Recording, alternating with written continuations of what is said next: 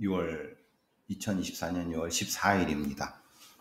오늘 아침에 출근하는데 좀 황당한 일이 갑자기 이 일반 핸드폰 번호로 전화가 왔는데, 요즘은 그 앱에 그런 게 있죠. 요것은 뭐 무슨 카드 배송 관련입니다, 이렇게 뜹니다. 근데 제가 카드를 시킨 적이 없거든요. 안 받다가 두 번째 전화를 해서, 얘 이 새끼야, 제가 그래도 경찰 경력이 있는 나한테 사기를 치냐 그랬더니, 뭐라 그러더라고요. 끊어 이 새끼야. 내가 이 운전만 안 했으면 길게 막 그 시간을 끌면서 이놈을 잡을 텐데, 그럴 생각을 했는데, 이걸로 핸즈프리로 하는 걸로서, 그리고 바로 이제 도착해서 전화를 했는데, 카드 회사로. 근데 얘들이 그러니까 일종의 자동 갱신을 한 거예요. 그러니까 괜히 저한테 카드 배송하는 그분은 저한테 욕 바가지로 먹고 아이고 뭐 이제 죄송해서, 그래서 내가 그 카드사에 그랬죠.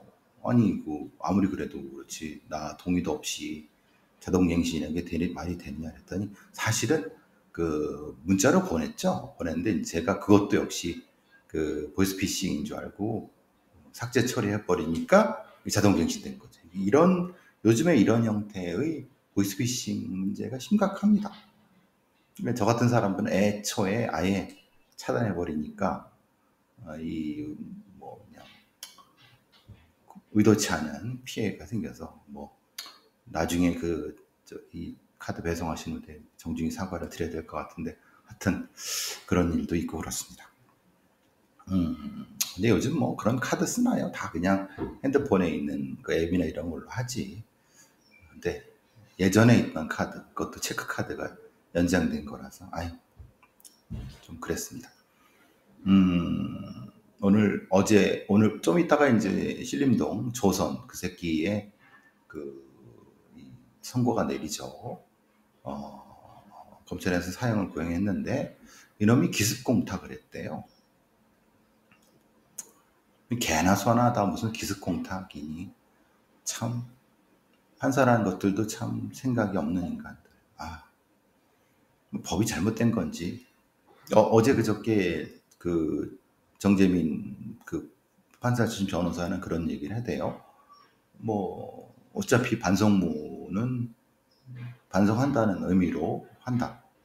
그러니까 안 쓰면은 반성 안 한다. 근데 그거는 말이 안 되죠. 저도 그때 반박을 하려고 그랬는데, 제 채널이었으면 심각하게 이제 반박을 할 생각이었지만은, 최영진 채널이어서 말 같지도 않은 소리입니다. 판사들은 무능하다는 소리입니다. 무능하다는 판사들. 어쨌든 근데 뭔가가 있으니까 기습공탁을 했겠죠. 그러니까 예를 들면은 그 변호사애가, 그 조선을 맡은 변호사애가 이거는 조금이라도 하는 게 도움이 되지 않겠습니까? 라고 하면, 왜냐하면 그건 지금 반성의 표시니까 그랬을 겁니다. 그러니까 그걸 했겠습니까? 그러니까 이제 그런 면에서는 분명히 유무죄 판단이라든가 양형 판단 부분에서 판사들의 이런 어떤 권한을 뺏어야 됩니다. 말하자면은 이런 것을 결정하는 것은 판사가 아니라 정확히 이 사람의 이 나중에 교정 교화를 판단할 쓴 데이터를 가지고, 전문가의 데이터를 가지고 그거를 평가하고, 유무죄도 또한 물적 증거를 가지고 판단을 하고, 판사는 재판 진행만 하면 됩니다. 그러니까 말하자면 정확히 말하면 판사가 아니죠. 재판장이죠. 그러니까 재판 변호사죠. 정확히 말하면 재판 변호사가 돼야죠. 판사가 아니라. 이 판자는 판단을 판이 아니라 재판 진행 변호사가, 그래서 재판장이 돼야 되는 겁니다. 앞으로는 그렇게 돼야지 맞는 겁니다. 판사지들이 뭐라고 능력도 없는 것들이 유무죄 판단하고 형량 판단해서 이모의 이꼴을 만들어냅니까? 말 같지도 않죠. 어제 오늘 판습 위량 여중생 집단 성범죄 사건의 판습, 걔가 좀 이상하다. 제가 봐도 좀 이상한 애 같습니다. 그래서 그건 이제 집단 지성으로 그런 애들은 이제 많은 이 네티즌들이라든가 아니면 시민들이 몰아낼 거라고 생각하고, 오늘 보니까 이제 판사들의 밀양 사건을 판단했던 판사 3명의 실명과 얼굴이 다 공개가 됐더라고요. 뭐 눈치채신 분은 눈치채셨겠지만 제가 뉴스하이킥에 나가서 당시 그걸 수사했던 경찰, 검사, 판사 다 공개해라. 사실 그 판결문에 다 있습니다. 그 판결문에 다 이름이 나와 있습니다. 그러니까 3명의 판사들은 이미 다 공개됐는데 그 중에 한 판사가 좀 희한하대요. 뭐 이제 청소년 무슨 다른 사건의 어떤 가해자랑 여행 갔다 이런 기사가 있네요. 글쎄요. 제가 다시 한번 묻지만 그 3명의 판사는 지금 다시 그 사건을 판결하라면 어떻게 판결할지 한번 궁금합니다. 크게 그 판결을 바꿀지 글쎄요. 물론 저는 그 사람들이 다른 어떤 공과 과 없이 무차별하게 오르내리는 건 원하지 않습니다. 그러나 적어도 판사라는 사람이라고 하면은 자신이 한 판결에 대해서 20년이 흘렀다 하더라도 입장은 있어야 된다고 생각합니다. 뭐 최선을 다했든 아니면 뭐 판사는 판결로 말한다든 아니면 뭐 여러 가지 그런 부분들이 사실은 중요하다고 생각을 합니다.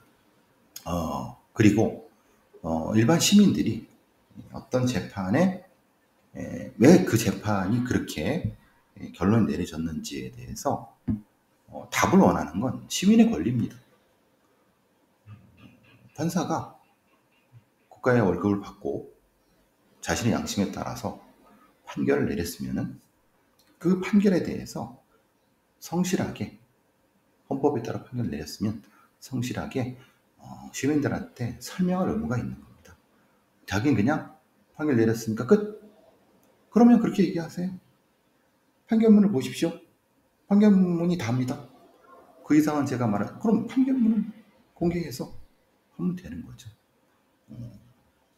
국가의 녹을 먹는 사람들, 국민에 대해서 어떤 일정한 의무적인 일, 그러니까 월급을 받고 아니면 뭘 받고 하는 사람들은 당연하게도 그 행위에 대한 책임을 져야 됩니다. 그 책임의 한도가 있을 수는 있습니다만은 적어도 그 정도 전문적인 사람이라고 하면 책임을 져야 됩니다. 무슨 이 일반 아파트 노가다 짓는 그런 애들도요, 그런 사람들도요, 자기가 아파트 진 거에 대해서 그것이 무너지면 책임을 지는 겁니다. 그죠? 그럼 마찬가지입니다. 본인이 그 엄중한 사건의 판사로서, 재판관으로서 그런 판결을 내렸다고 하면 그 판결에 대해서는 본인이 책임을 져야 되는 겁니다. 그 책임은 어떻게 질 것인가 본인들이 생각하시면 되는 겁니다. 결국은 그 사건이 그렇게 개판이 그렇게 하니까 결국은 지금 분명히 그 사건을 이렇게까지 하지 않을 수 있었어요. 본인들, 그 판사들의 책임입니다. 또한 그 담당 경찰, 제가 그때 그 담당 경찰, 울산 남부경찰서 아니면 관련된 소속은 좀 다릅니다. 또 그 소속 때문에 문제가 될 수 있으니까. 그러니까 옛날이랑 지금이랑 이제 그 소속, 그 관할 소속이 다르기 때문에 지금으로 판단하면 그때. 그래서 어쨌든 경찰서는 제가 지칭하지 않겠습니다. 근데 어쨌든 거기에 그 사건에 담당했던 말하자면 피해자를 보호하지도 않았고 가해자를 옹호했던 그따위 그 개판에 수사를 했던 경찰의 그자들 중에 한 인간이 제가 분명히 말씀드렸잖아요. 분명히 퇴직했을 수 있고 그런데 어떤 뭐 경정까지 하다가 퇴직한 것 같아요. 총격은 못한 것 같아요. 근데 거기서 이제 어디에 무슨 뭐 운동단체 뭘 이렇게 하고 뭐 지금은 싹다 내렸다고 하더라고요. 본인이 인터뷰한 내용도 있고 그러니까 다 공개가 되죠. 지금 관여한 경찰들, 팀장급들 아니면 담당 그 경찰들 금방 찾습니다. 예? 생각해 보시면 대한민국같이 이 좁은 나라에 그리고 어떻게든 그 TV에 나오거나 아닌 TV에 나오지 않는다 하더라도 경찰로 일할 때나 경찰학교 가는 그 경찰들 자체에서도 다 눈치를 알죠. 제가 그때 그 사건 금방 알죠. 그러면은 그 건너 금방 모르겠습니까? 한 달이 건너면 금방 알 수 있습니다. 저는 숨어 있지 마세요. 담당 경찰들 본인들이 정당하게 제대로 했으면은 본인들의 입장을 밝히세요. 언제까지 쫓겨다닐 겁니까? 예? 숨는다고 못 찾을 것 같습니까? 저는 사실 이런 어떤 경찰들의 이런 그 부분들 때문에 후배 경찰들이 욕먹는 거 아닙니까? 아니 그러니까 본인이 그 부분을 제대로 처리했다. 그러면 제대로 처리했다고 당당하게 밝히시면 됩니다. 아니면은 뭐 미흡했다, 미흡한 부분 그냥 입 꼭 다물고 있으면은 해결될 일이 아닙니다. 예전에는 해결됐습니다. 사실 2000년대 그 이전에도 분명히. 근데 시간이 이제 시대가 바뀌었어요. 사실 그런 안타까운 상황 부분에서 어쩔 수 없이 따라가는 선배들 아니면 뭐 어떤 팀장들 이런 따라간 사람들이 있을 거라고 생각합니다. 뭐 그런 사람도 없지 않겠죠. 어쨌든 뭐 그런 생각이 좀 들었습니다.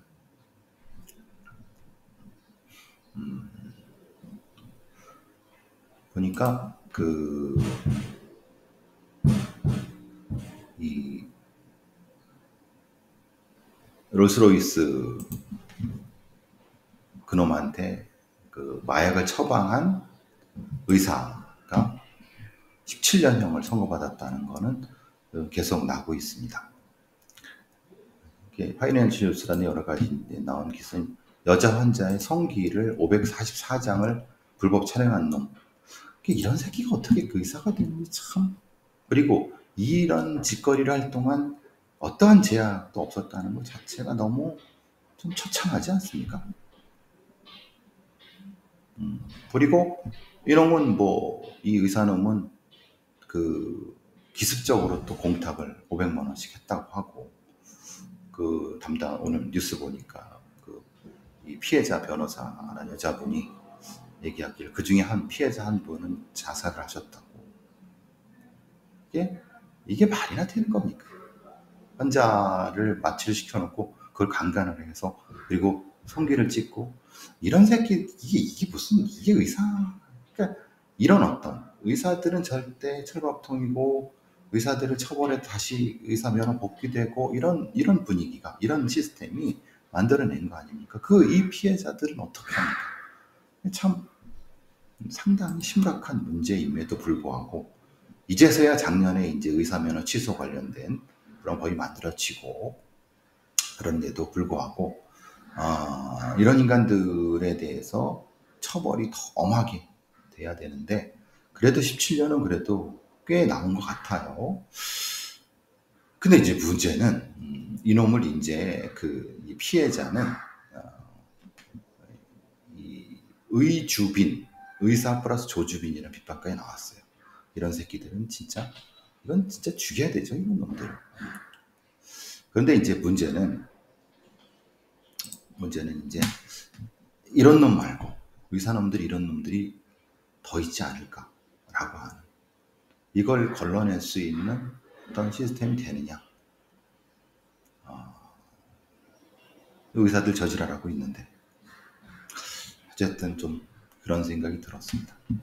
자, 카데바 관련된 게 연대의대에서도, 그러니까 지금 카톨릭 의대에서도 카데바, 말하자면 해부형 시신, 그것도 기부받은 해부형 시신을 비의료인을 대상으로 한 유료 강의가 진행됐다는 게 연세대 의과대학 해부교육센터에서 유료로 돈을 받고 강의를 했다. 박사후 연구원이. 이게 말이나 되느냐? 그러면 이전에 했던 그것과 지금 도대체 그럼 전수조사가 필요한 것이 아니냐?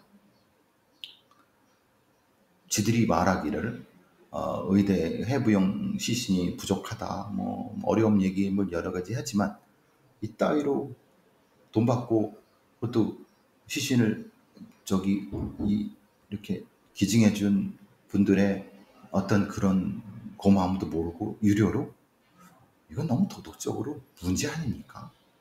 그것도 세브란스, 그리고 또 카톨릭, 우리나라의 구찌에 이런 데가 이건 엄정하게 전체 의료원을 상대로 해서 엄정하게 이거는 전수조사를 해서 관련된 사람들을 엄정하게 처벌을 해야 됩니다. 이게 말이나 됩니까?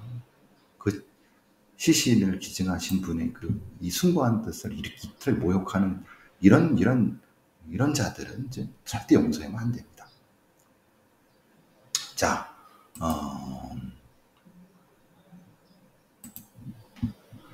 그래서 그런지 이제 뭐 이주호 교육부총리가 모두 국립대병원에 임상교육훈련센터를 설치한다, 이렇게 얘기 나왔어요. 사실 뭐 맞죠.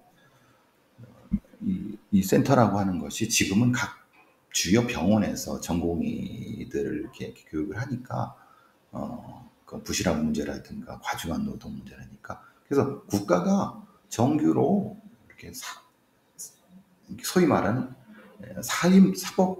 사립대학의 의대에 의존하지 않고 국립대에서 어디 전공이 가르치면 되는데 그게 부족했던 거죠. 이제서야 이게 터지고 나니까 이제서야 하려고 하니까, 하여튼 요거는 지켜보겠습니다.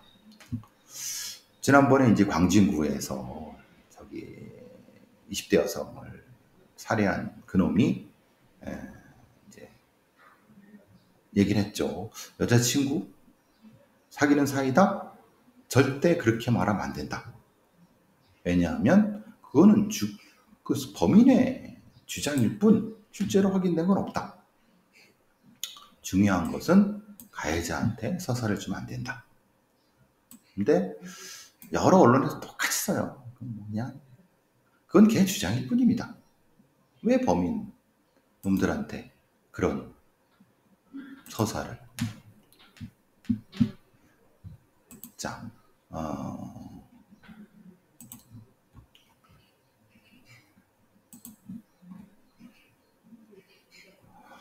오늘은 좀 이따가 손님이 오셔갖고 여기까지 하도록 하겠습니다. 이따 다시 또 하도록 하겠습니다.